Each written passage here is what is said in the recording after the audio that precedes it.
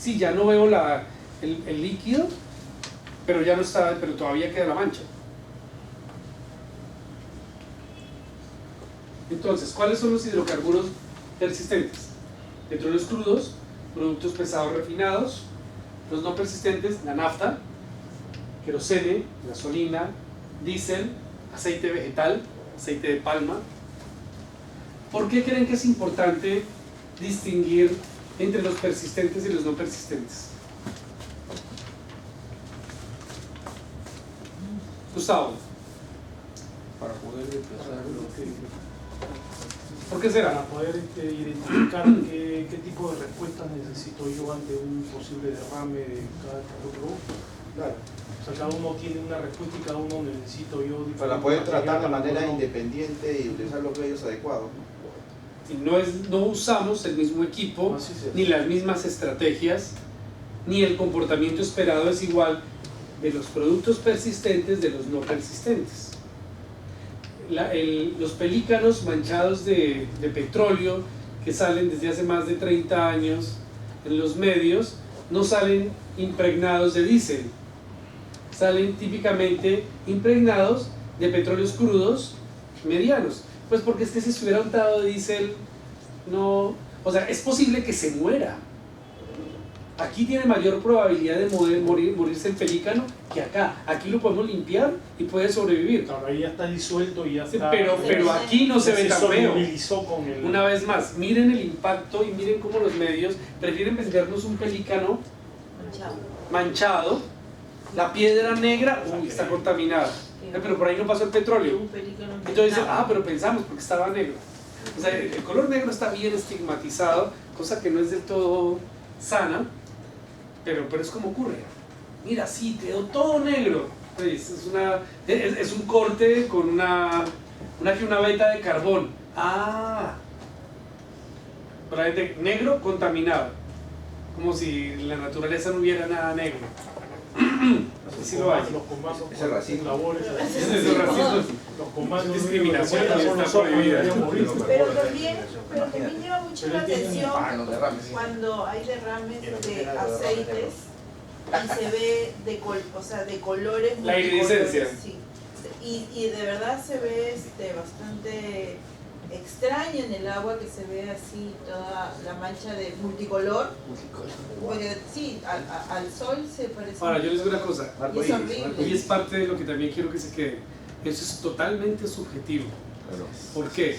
El Porque vegetal también, el si aceite tú vegetal. vas 8 de la mañana con el sol de frente, sobrevolando en un helicóptero a unos 1000 metros, 500 metros de altura, un área donde ha habido un derrame de un hidrocarburo de estos no persistente, tal vez diésel, tú vas a ver que toda la bahía o toda el área está contaminada. Tú dices, ya, esto es un desastre. Y tomas la foto y la foto te va a salir con todo iridiscente, manchado. Y puedes tener en ese mismo instante, en sitio, en el lugar que tú veas más manchado, una embarcación pequeña, con la posibilidad, o sea, estoy hablando de una lancha con motor fuera de borda, que le permite a la gente sacar la mano por la borda y tocar el agua. Te comunicas con ellos por celular, les dices, ¿qué tan grave está la situación? ¿Sabes qué te van a decir? Nosotros no vemos nada, aquí no hay nada. Porque desde el aire, esta película muy fina que forman estos hidrocarburos no persistentes, que como tienen tan baja viscosidad, se dispersa rápidamente, hace que con la luz del sol se refleja, se refleja, y tú ves todo eso de colores y dices, está contaminado. Pero sale el sol a las 4 de la tarde, ¿qué queda? Nada. No, nada, porque ya se evaporó, se solubilizó, no pasó nada. Entonces, y ambas personas, el que está en el bote y el que está en el helicóptero, dirían la verdad. Yo veo todo muy contaminado, y debajo diría, aquí no pasa nada. ¿Para qué van a traer barreras? ¿Para qué van a traer skimmers? Aquí no pasa nada. Entonces, no es que él esté mal y yo esté bien, yo sé lo que estoy viendo. Voy a traer al ministro para que se dé cuenta que sí. Entonces, que se monte al bote para que se dé cuenta que no. Entonces, parte del objetivo de este curso es que ustedes se den cuenta la importancia de la objetividad. Claro, porque también puedes encontrar una mancha, puede ser un aceite vegetal. Ahora, si es un producto como un IFO, que se prepara con un crudo pesado, mezclado con aditivos y con diésel. Entonces, cuando está preparado, se ve bonito, hay de colores, dependiendo del origen del diésel. Cada país tiene un diésel con colores particulares, pero se cae al agua, comienza a dispersarse rápidamente por los aditivos que tiene, que reducen la viscosidad, y el diésel, ¿qué pasa? Comienza a evaporarse. ¿Qué queda después de que el diésel se evapora y se lleva los aditivos con él y se lleva las pocas fracciones livianas que tenía el residual? ¿Qué nos queda? No el mismo crudo, la fracción más pesada del residual, del crudo. Esa fracción no es tan liviana. Esa fracción, que hace un rato veíamos la mancha de IFO, y luego comenzamos a ver la iridiscencia, que era la que nos preocupaba.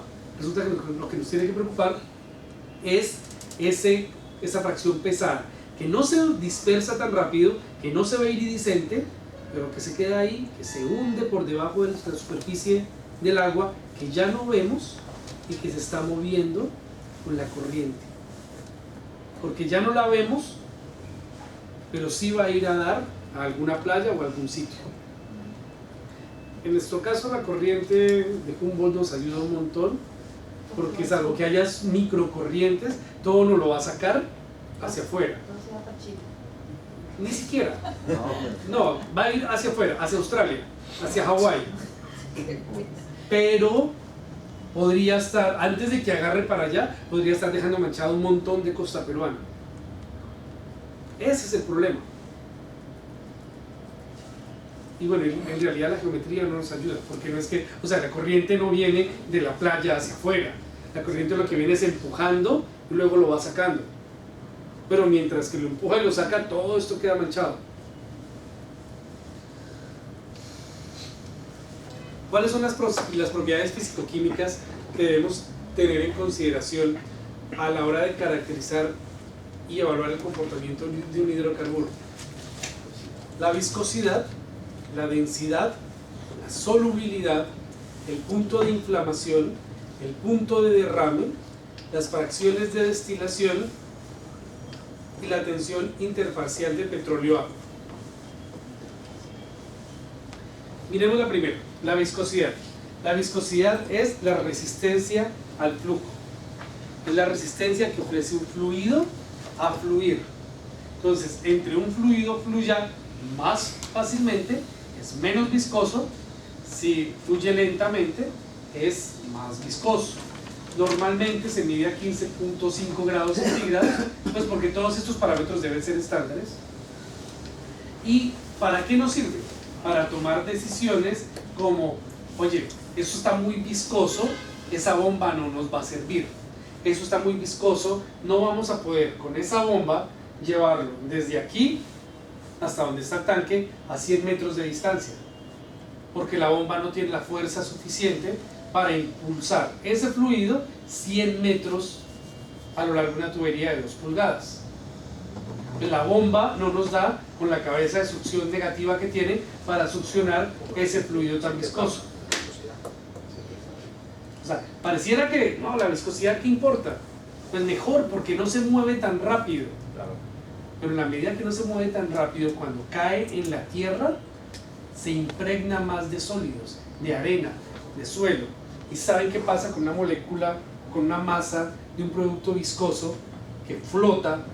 Cuando comienzo a untarla de arena y de tierra que pesan, cambio su densidad, aumento su peso. Y cuando aumento su peso, ¿qué pasa? Se va para el fondo. Entonces no es que sea tan conveniente que el producto sea viscoso. Para las bombas, para poder mover fluidos viscosos, son significativamente caras. Pero para la contención sí favorece, ¿no? Sí, Sí, El pero tema es la no sé, a mí los productos viscosos me hacen doler la cabeza. Además, para la extracción, ensucian ¿no? todo lo que tocan.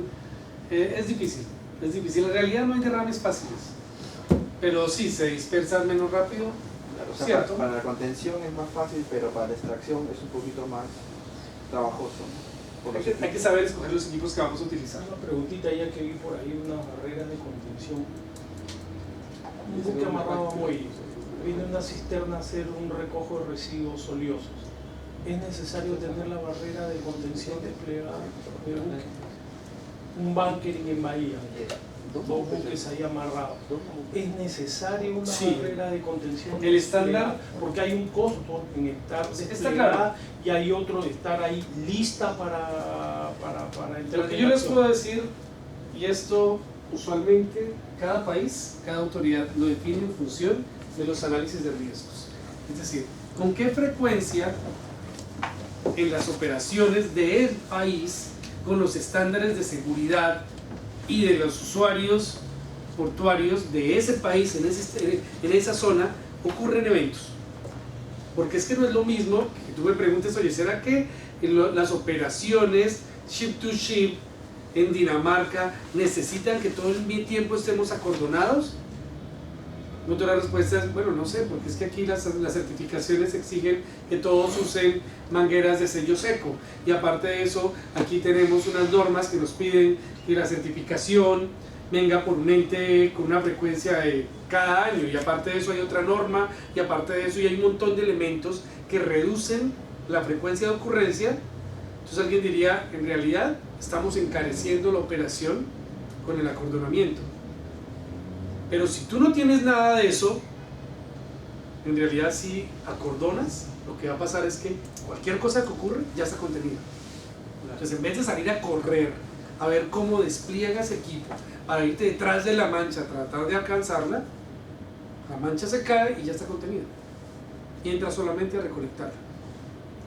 Entonces las operaciones de acordonamiento, de pre-booming, típicamente son mandatorias en la mayoría de las operaciones del Caribe y de Sudamérica. No en todos los países son obligatorias. En muchos casos existen compañías que las adoptan como políticas propias. He escuchado cosas en todos los países es he escuchado obligatorio. cosas, a mi criterio, un poco intrépidas, como un Ministerio de Transporte ordenando acordonar durante una operación de entrega en una monoboya. Eso es loco. Está loco, intrépido. Porque tienes a monoboya, un buque que se mueve durante la entrega, que tiene aparte de eso un montón de remolcadores asegurando la operación, y tú le quieres sumar otros 4 remolcadores tratando de sostener un cordón de barrera que se tiene que mover al ritmo que se mueva el buque tanque. Claro. O sea, tendrás que tenerlo en todo momento. Sí, imagínate, si es difícil coordinar entre 2, 3 capitanes, ahora imagínate coordinando entre 8. Eso es algo que mencionaron en un slum que Ujú. tuve la oportunidad de ir. Fue una situación, una casuística que había pasado en Chile y que habían puesto la barrera de contención y los remolcadores que estaban sujetando la barrera de contención golpearon parte de la popa de la nave y ahí comenzó toda la situación cuando el plen comenzó a comenzó a seguir Es que y el es- plen comenzó a tener mayor tensión. Claro, porque mientras Así más es. lejos estén los remolcadores de la nave, No, el aparte de eso, cordón también es más. que el buque se mueve en función del régimen de viento y corriente, las condiciones de la marea, y la dinámica del buque es una distinta a la dinámica de embarcaciones que tienen una flotabilidad y una navegabilidad diferente. Son remolcador, tiene un régimen distinto. El viento y la corriente lo afectan de manera diferente. Está posicionado en un lugar distinto. El mismo buque puede hacer que el viento lo afecte más o menos, dependiendo qué tanta protección le dé. Y lo que uno asume es, si pongo el anillo, y entonces si el buque se mueve, pues movemos los remolcadores con la barrera. Claro, en el tablero, como en las películas de los americanos que llegan y pintan en el tablero y tú entras por acá y todo es como tan fácil. En la práctica es un caos. Ese es el otro extremo. Pero eso no significa que no haya que tener equipos de primera respuesta, incluso localizados en sitio en la plataforma de la monoboya, para ser capaces de desplegar suficiente capacidad de respuesta. Eso sí, claro. Eso sí. De todas maneras. Una consulta. A ver, He visto en distintas partes, por ejemplo, cuando hay operaciones de transferencia ship to ship, que en algunos casos tienen la barrera una circunferencia 360 y en otros casos solamente pro y popa, solamente las bandas comprometidas en la operación. y en ¿Cuál es otros la casos solamente la mano? proa o popa, dependiendo de la posición. Incluso en algunos casos es ship to ship, pero es entre una embarcación y entre una barcaza no propulsada que está sostenida por un remolcador. ¿Cuál es el criterio? Claro, ¿qué criterios o cuál es la práctica correcta? ¿No? Porque puede haber distintas legislaciones. Yo no realmente. puedo Inclusive- decir cuál es la correcta o cuál es la incorrecta. Les puedo decir que la decisión debe ser tomada en función del régimen de corriente y de la evaluación del comportamiento de una mancha para las condiciones típicas y atípicas en esa zona. Si yo estoy en una zona de aguas protegidas, donde mi mancha se va a someter más al régimen de viento que al de corriente, si yo sé que todo el tiempo va a ir siempre en la misma dirección, que hay zonas donde el viento tenemos siempre viento norte, Hay viento predominante, ¿no? sí, pero yo ya sé, viento sur, viene una tormenta. O sea, me cambia el viento, yo ya estoy avisando, pues sé que va a venir una tormenta. Si eso ocurre con mucha frecuencia, pues en realidad yo sí tendría que, no podría decir es que cualquier cosa que se derrame va a agarrar hacia allá, como ocurre en un río. Algo se cae en un río y yo tengo la plena certeza de que no se va a devolver. Pero Sentido común. si está dentro de un recinto, Sí, eso es- un abrigo con 2 rompeolas y acá están los terminales y realmente las condiciones De no salir. de Incluso vida y en marea una no van a zona influir. de esas, Ahí sí en se una puede zona, decir, pero hay que evaluarlo. Hay modelos claro, que le permiten decir, oye, si cae aquí esta cantidad de hidrocarburo, no sé, 50 de barriles, repente se va a quedar ahí todo el día y puede va que se a quede mover. quieto, no se mueva. Zonas abrigadas, digamos. O va a ir para allá. Entonces, ¿sabes qué? Si se va para afuera, no pasa nada porque respondemos, pero si va para allá, acordona por allá. Pero sí hay zonas en las que en realidad no sabemos para dónde va a coger ni a qué velocidad. Cada día, cada hora puede ser distinto, cada época del año puede ser distinta. Entonces toca hacer 360. Más caro. Lo que pasa es que como uno como autoridad Más difícil, normalmente emite una norma, pero es de cumplimiento a nivel nacional. Entonces ahora hacerla específica para cada No hay que terminal hacerla portuario, específica. Hay que hay que poner definir- algunos criterios. No, hay que exigir un plan de contingencia que involucre la modelación Claro, de acuerdo a la realidad. de una mancha bajo el escenario, bajo el volumen del peor escenario más altamente creíble y probable. Y en función de la modelación deberán aplicarse acordonamientos parciales o totales. Ahí ya está redactada. Ya que entra, mira, déjame ver tu plan de contingencia, déjame ver la modelación, déjame ver qué modelo estocástico utilizaste, cuantitativo, semi-cuantitativo, Claro, en qué realidad, herramienta utilizaste, la creo o no la creo, porque el papel aguanta todo. claro, Y es una modelación, no es un GIF, ni tampoco es un video animado, porque yo también puedo hacer una modelación para inventarme hacia dónde quiero mostrar que va la mancha. Déjame ver qué data colectaste. ¿La compraste? ¿Es data estatal? ¿De dónde sacaste los datos para alimentar el modelo? Si lo creo, digo ok, definitivamente sí, no tiene caso que acordones, porque esto que me estás mostrando es cierto. Pero ustedes tienen que tener el conocimiento para poder pedir todo eso. Porque si no les presentan un GIF y ya caen en uy, y les quedó bien chévere la modelación. Y resulta que es una caricatura, así es. bien hecha. Claro, y sobre todo en el caso de los terminales que han sido concesionados, hay muchos que ellos prestan el servicio de barrera de contención y es ¿cómo se llama? Y tienen una tarifa por un servicio especial que ellos prestan, Sí. que está regulado. Entonces, yo presto ahora este servicio, ya me autorizaron el organismo regulador para desplegar los Ahora nada más, yo les digo, 360 grados. son Si no, criterios. no se realiza la operación. No puedo decir Entonces, que sí, que no, sí les puedo decir. Desde el punto de vista de respuesta de derrames de petróleo, que es lo que nos preocupa, les garantizo que siempre, siempre será mejor ir desde lo preventivo. Y si yo ya tengo garantizada la contención, el resto es una operación fácil. No hay nada más difícil que ir en el mar tratando de perseguir una mancha de petróleo. Eso sí es difícil. Y que se pregunten o que nos cuenten los que han tenido que atender derrames, cuánto les costó el derrame cuando no lo tuvieron acordonado, y que nos cuenten alguien que haya tenido un evento donde sí estaba acordonado, cuánto les costó un evento, un vertimiento que cayó, se contuvo, limpiaron y se acabó. En realidad, la práctica es una muy buena práctica. Es una práctica que debe ser adoptada. Que riñe con la competitividad. No sé, yo he visto que típicamente los puertos más seguros y los puertos más competitivos apuntan a tener indicadores de 0 eventos, 0 incidentes, no menores tasas impositivas. Hay puertos que dicen, ¿quieres parar acá? Aquí pagas más, pero es que este es el puerto. No es, oye, para acá que aquí es barato, pasa de todo, te colisionan en cualquier momento, pero no te cobramos. En esa dirección no van los indicadores de competitividad de los puertos internacionales. Pero hay puertos, Bueno, hay puertos de puertos. que son bien proteccionistas del medio ambiente. Por Sí. ejemplo, acá haciendo consultas con varias naves, y sobre todo las empresas prestadoras de servicio, ellos dicen que, por ejemplo, en Chile la regulación es tan exigente que prefieren los buques en navegación que saben que van a regresar por rumbo norte, yendo por la costa sudamericana, lado Pacífico. Dicen, en Callao tomamos combustible, en Chile no. Sí, sí, es cierto. Ya, Pero eso no es algo de lo que haya que sentirse orgulloso. Los están prefiriendo porque por menos normas. en muchas ocasiones sí. Exactamente. Somos menos exigentes.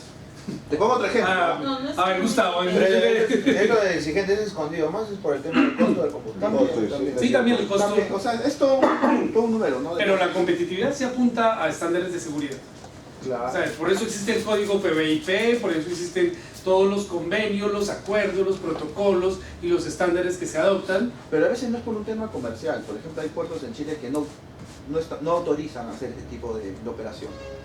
Simplemente no Lo que autorizan. pasa es que cada país, cada puerto tiene ciertas prioridades y comparte el espacio portuario con otras actividades, Económicas. sean turísticas Si hay o pesqueras. pesca, eso va a influir. Y Oye, a aquí hay veces pesca, la no hagas ship to rentabilidad- ship. Claro, porque hay a lo un mejor la riesgo. rentabilidad del puerto no Y es tan alta prefieren como la anularlo. rentabilidad de turismo o la rentabilidad de pesca. Y ni siquiera tiene que ver con rentabilidad, pero puede tener que ver con un interés Sí. en la balanza económica del país.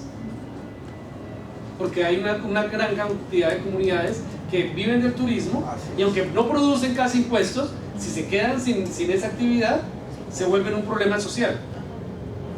Para eso se hacen los planes de contingencia, los mapas de sensibilidad, los análisis de riesgos, las evaluaciones de vulnerabilidad. Sin exceso. No sé qué significa exceso. El plan de contingencia es el plan de contingencia. Lo que se derive de las consecuencias del plan, del análisis del plan, es lo que son las conclusiones. Es lo que hay. O sea, tú no vas a decir, oye, no me hagas el plan de contingencia con exceso porque de pronto me toca hacer mucho. Esa es una insinuación a, Claro. ¿por qué no, o sea, aquí no te pongas a decir mucho? O sea, tú haces el plan y saca tus conclusiones y de lo que vamos a aprender, escoge la mejor estrategia con la que te sientas cómodo para garantizar tu primera respuesta. Si no vienen los problemas.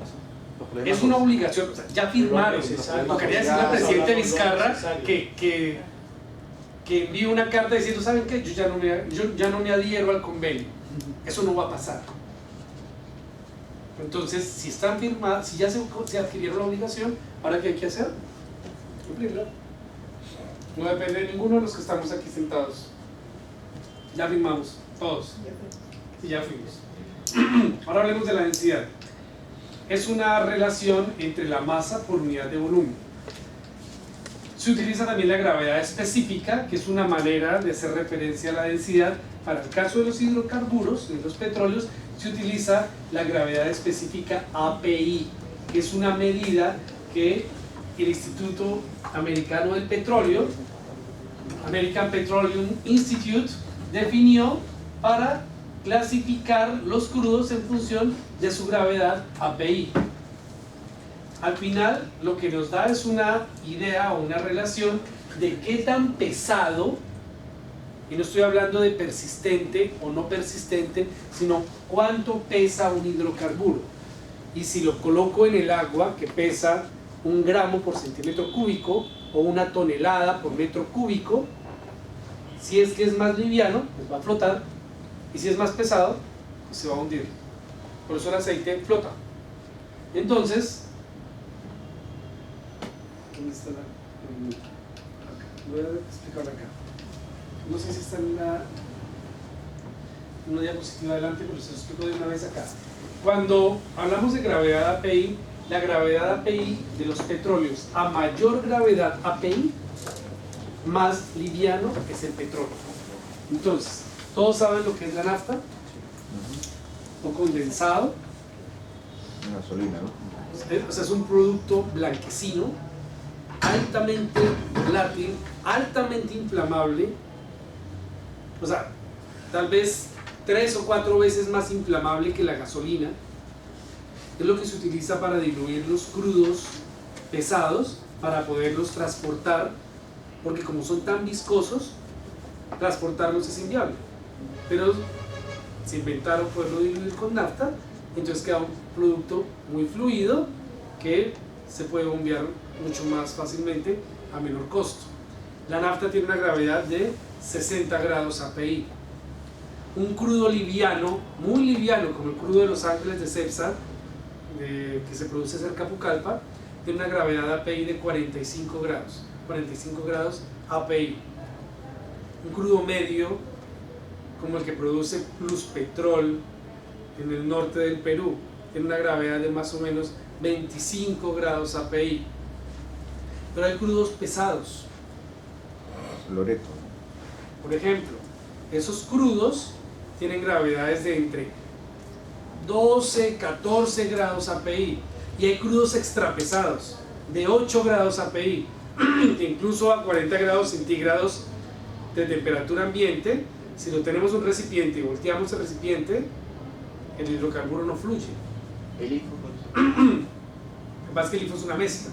Entonces, si uno quisiera decir qué gravedad podría tener el API, podría tener un IFO ya preparado, no sé, 30, 35, porque parece un crudo delgado. Pero ¿con qué lo prepararon? Con diésel y con un crudo de 14, máximo 16 grados API. De hecho, usualmente es menos, porque es más barato. ¿Claro? Solubilidad en el agua. ¿Por qué es importante esta propiedad físico-química? Porque la solubilidad nos va a permitir determinar cuánto de lo que se ha derramado podría disolverse. Y eso tiene dos propósitos. Primero, porque en la medida que yo sé qué tanto se solubiliza, sé qué tan expuestos están los elementos vulnerables del sistema. Pero también sé que si se derraman 10 y la solubilidad es del 50%, ¿para cuánto me debería preparar para recolectar? La mitad, porque la otra mitad se va a disolver. Y si de lo que queda se va a evaporar el 50%, pues ya solamente me queda el 25% inicial. Entonces, conocer la solubilidad es muy importante, y para poderla conocer tengo que saber qué hidrocarburo es el que se ha derramado. No es tan sencillo medirla en campo. Usualmente lo que usamos es parámetros teóricos. ¿Qué producto se derramó? Ah, ok, ese producto tiene una solubilidad de más o menos tanto. El punto de inflamación, el punto de chispa, es el punto en el cual, o la temperatura a la cual un hidrocarburo comienza a emitir tantos vapores que estos pueden arder fácilmente. Recuerden que lo que arde es el vapor, no el producto. Entonces, ¿por qué es importante conocer el punto de inflamación? Pues porque así puedo evitar condiciones de riesgo durante una operación de control de derrames.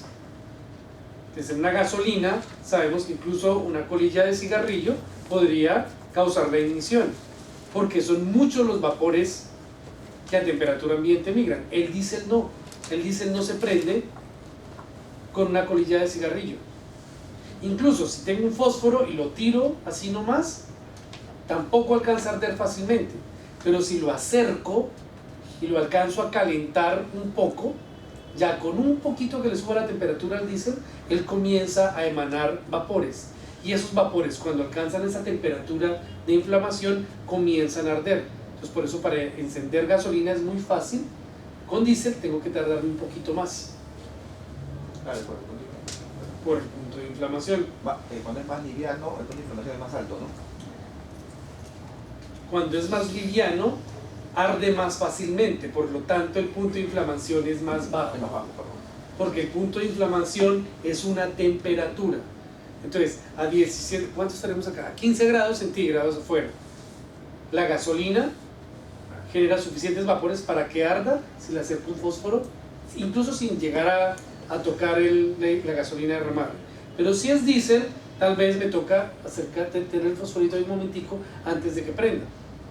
Y si es un producto más pesado, para que el diésel se comportara igual que la gasolina, tendría que calentarlo más. No sé, 25, habría que subir la temperatura.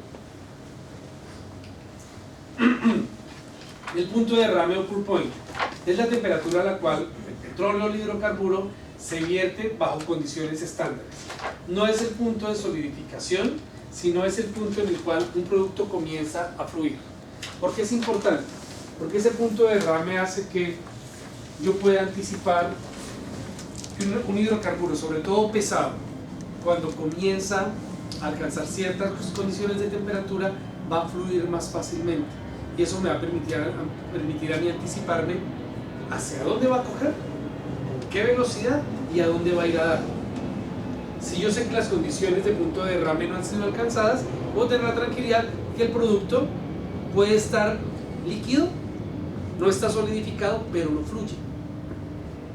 Entonces la viscosidad tiene que ver directamente con el punto de fluidez de un producto. Una consulta. En el muelle 5 de APM Terminal, es el Alfa, Bravo, Charlie Delta. En el Bravo se descargan químicos, Sí. porque es un terminal multipropósito.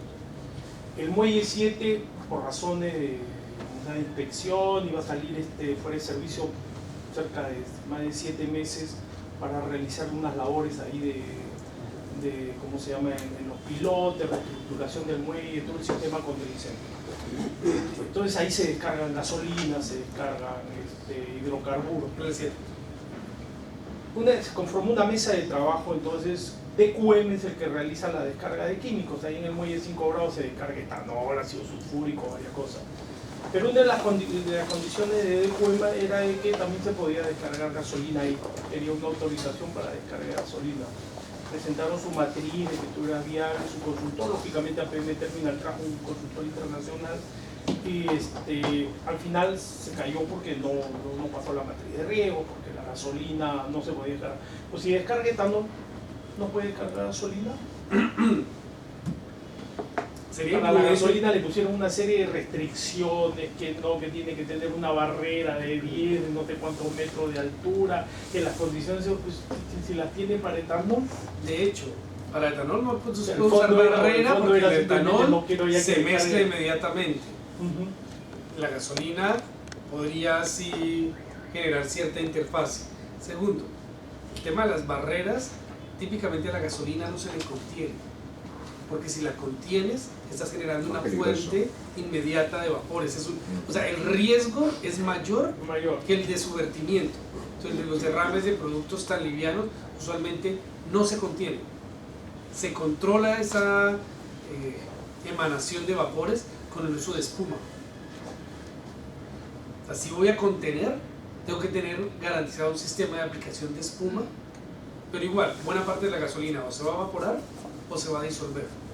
Ahora, ¿qué criterio O sea, el utilizaron punto de para...? inflamación del etanol con la gasolina, ¿cuánto era? Ahorita no sé cómo sería. Lo que pasa es que si los tienes puro,